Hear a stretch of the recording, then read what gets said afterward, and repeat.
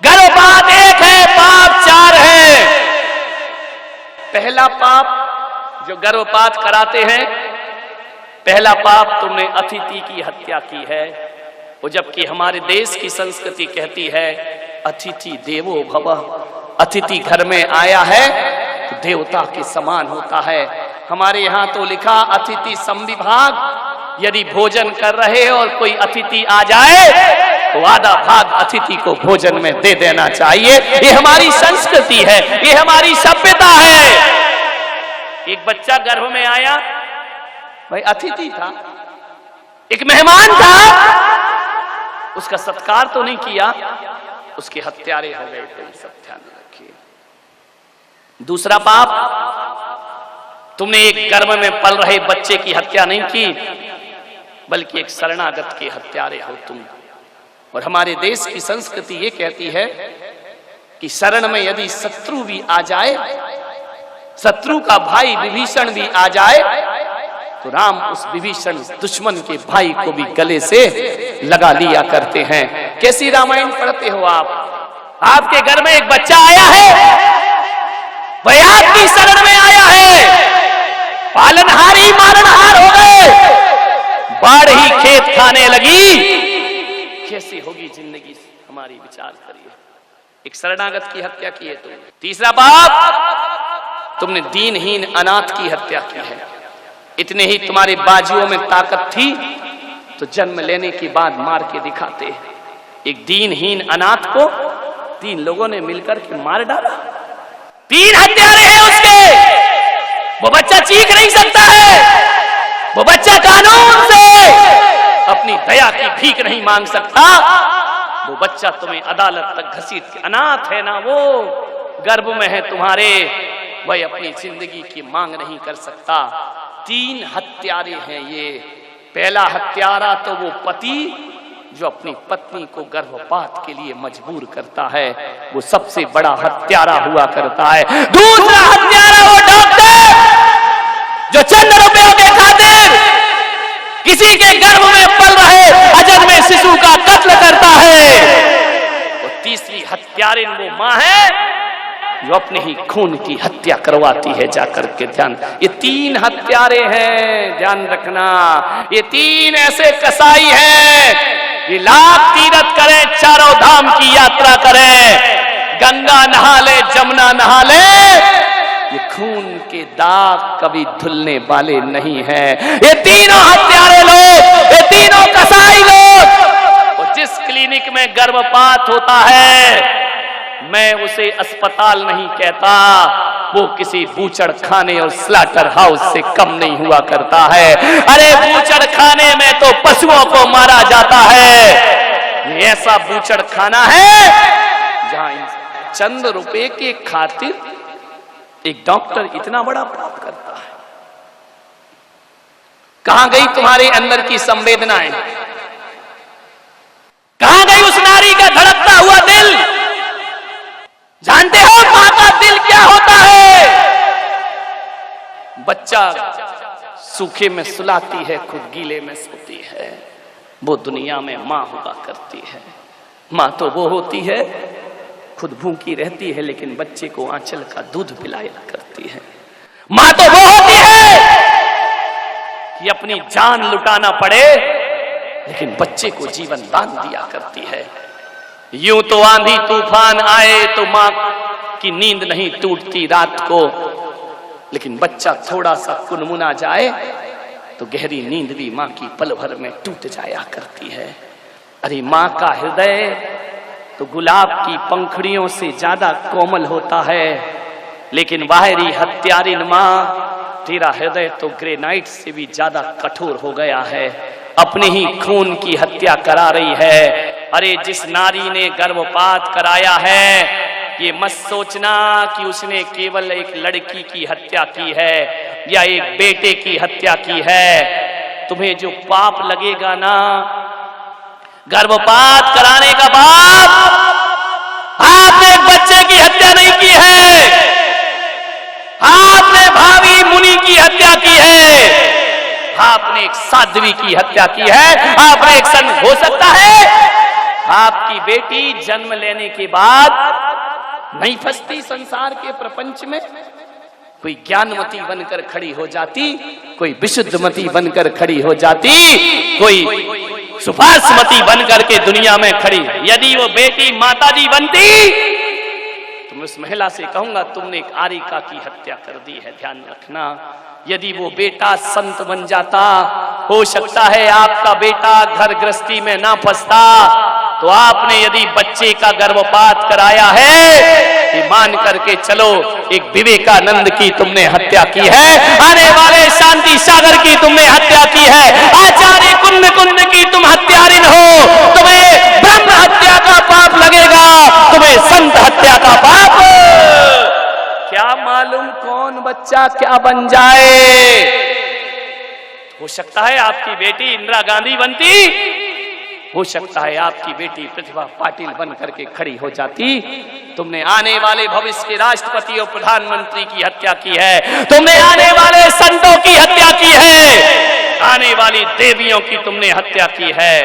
अभी तक तो हमने सुना था कि पूत कपूत होते हैं, माता कभी कुमाता नहीं होती, लेकिन बाहरी कलजुगी मां तूने अपनी कोख में प्रश्न चिन्ह लगवा दिया है, तूने अपनी कोख में संदेहास्पद हो गई तुम्हारी कोख। अब कोई अवतार जन्म ना लेगा, क्योंकि हर अवतार और तीर्थंकर ये सोचते होंगे कि ना जाने किसी हत्यारिन मां के गर्भ में चले गए तो जन्म लेने से पहले हमारी जीवन लीला समाप्त। कैसी हो गई मां की ममता। तुम तो नारी हो, मालूम है तुम्हें, एक नागिन अपने बच्चे को जन्म देने के बाद खाती है, एक कुत्ती जब भूखी होती है तो जन्म देने के बाद बच्चों को खाती है। तुम्हारी जिंदगी तो उनसे भी बदतर हो गई, जन्म लेने से पहले कोख में अपने बच्चे को खा जाया करती हो, उसकी जिंदगी को बर्बाद कर दिया करती हो, उसकी जीवन लीला छीन लिया करती हो। गर्भपात कराने वाली स्त्री नागिन से भी बदतर हुआ करती है, ध्यान रखना। क्या होती है मां मालूम? एक क्रूरता की रूप जो विकराल रूप में रहती है। वह शेरनी जब किसी के बच्चे को देखती है तो मार के खाती है, लेकिन उसी दाढ़ से जब अपने बच्चे को उठाती है ना, उस हत्यारिन दाढ़ में भी करुणा का और ममता का जन्म हो जाया करता है। वह भी बड़े प्यार से अपने बच्चे को उठाती है।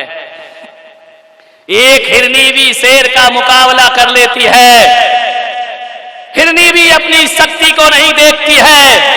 आचार्य मानतुंग कहते हैं, जाती है मृगपति के आगे प्रेम रंग में।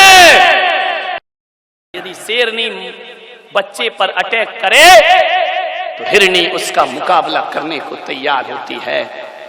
यह ताकत कहां से आती है? यह ममता की ताकत हुआ करती है। मान्यवर, कितने तड़फा तड़फा करके उस बच्ची की जान ली जाती है। गर्भ में बच्चा रखकर एक डॉक्टर के पास चली जाती हो, और वह कसाई नपुंसक डॉक्टर चंद रुपए के खातिर उस मां को जिसके गर्भ में बच्चा है स्ट्रेचर पर लिटा दिया करता है। और लिटाने के बाद औजार नहीं जानते कि हम सब्जी काट रहे हैं या इंसान को काट रहे हैं। कैंची को कुछ नहीं पता है, लेकिन इस आदमी को तो पता होता है ना। ये धारदार औजार उस मां के गर्भ में डालता है, और गर्भ में डालने के बाद बच्चा जब चीखता है कि मां मुझे जन्म लेने दे, मैं तो आया था तेरे गर्भ में कि मुझे सांसें मिलेंगी, जीवन मिलेगा। मां, तूने तो मां के नाम को कलंकित कर दिया। कैसी पथराई छाती होती है उस मां की कि वह लेटी लेटी गर्भपात कराती रहती है।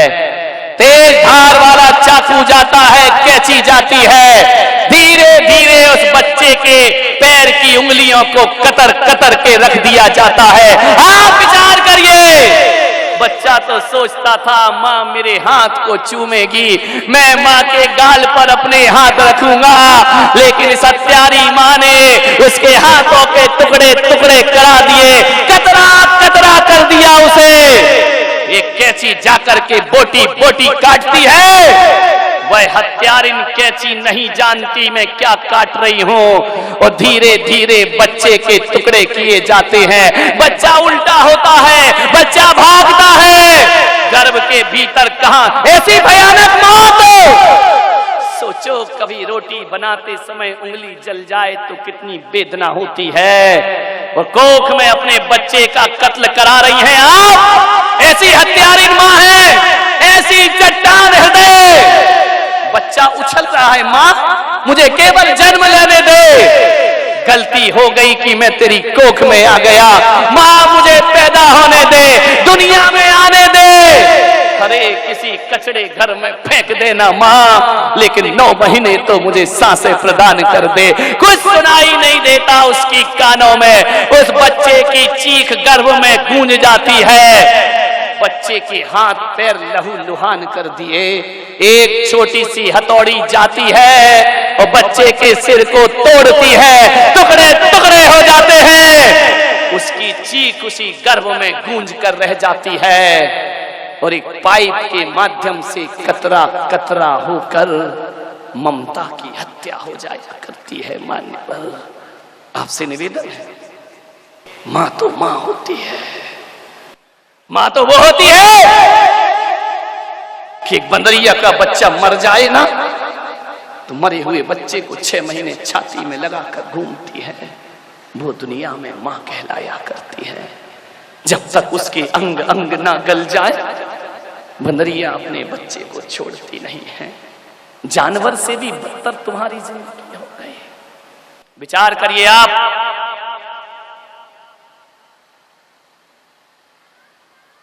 एक हिरनी को एक शेर खा रहा था, हिरनी की आंख में आंसू आ गए, शेर ने कहा तू नहीं बचेगी, बोले मुझे विश्वास है मैं नहीं बचूंगी, लेकिन मैं तुम्हारा ग्रास हूं, तुम मुझे खा सकते हो, 5 मिनट की मोहलत दे दो। बोले क्या हुआ, मेरे बच्चे बहुत छोटे हैं, मैं उन्हें एक बार अंतिम बार दूध पिलाया हूं, उसके बाद मेरी जीवन लीला समाप्त कर देना। और एक निवेदन है मेरा तुमसे कि तुम मुझे खा लेना, लेकिन मेरे स्तन को मत खाना। बोले क्यों? बोले मेरे मरने के बाद मैं चाहती हूं कि मेरे स्तन मेरे बच्चे के मुंह में पड़े रहना चाहिए, मैं मजबूर हूं कि तुम मेरी हत्या करोगे। वो कहते हैं, ये कहानी कहती है पंचतंत्र की, कि शेर ने जैसे ही सुना कि बच्ची ये जो हिरनी है छोटे छोटे 2 बच्चों की मां है, शेर ने कहा जा मैं तेरा भक्षण नहीं करता हूं, जा तू अपने बच्चों को जीवन दान प्रदान कर दे। एक जानवर में इतनी ममता जग जाती है, एक जानवर सब कुछ लुटा देता है। तुमने एक कहानी पढ़ी होगी